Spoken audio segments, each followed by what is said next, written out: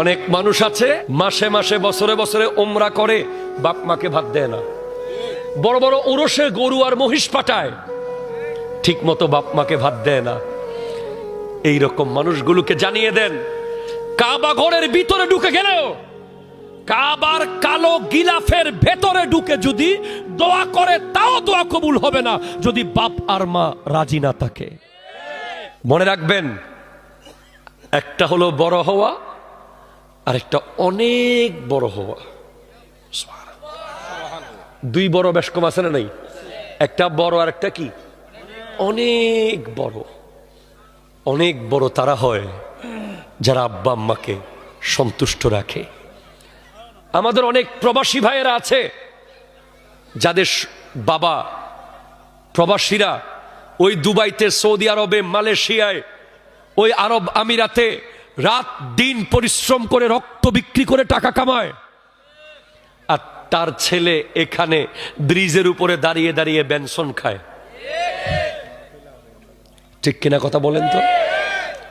বাপ নিজের মাতৃভূমি ছেড়ে পৃথিবীর কোন কান্ট্রিতে গিয়ে তুমি সেই সুখ পাবে না বাংলাদেশে, নিজের দেশে যেই সুখ।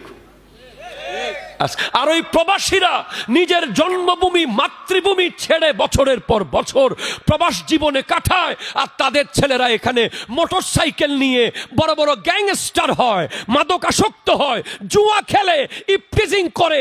তাদের উচিত ওই বাবার হক আদায় করার জন্য 5 ওয়াক্ত গিয়ে মসজিদে নামাজ পড়া। ঠিক কিনা জোরে কথা বলেন?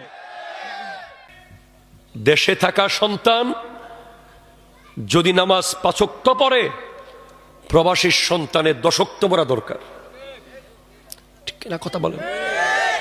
দেশের সন্তান যদি 1 বার সালাম দেয়, প্রবাসীর সন্তানের 2 বার সালাম দেওয়া দরকার। কারণ ওই প্রবাসীরা বড় আশা করে আমার ছেলেটা মানুষ হবে, আমার ছেলেটা দেশ দুনিয়ার শ্রেষ্ঠ ব্যক্তিত্ব হবে। এসে যখন মানুষ বলে, তুই তো বিদেশ ছিলি, তোর ছেলে তো বড় গুন্ডা হয়েছে, বড় বাটপার হয়েছে, বড় মুনাফিক হয়েছে, বড় বেঈমান হয়েছে, তখন বাবার।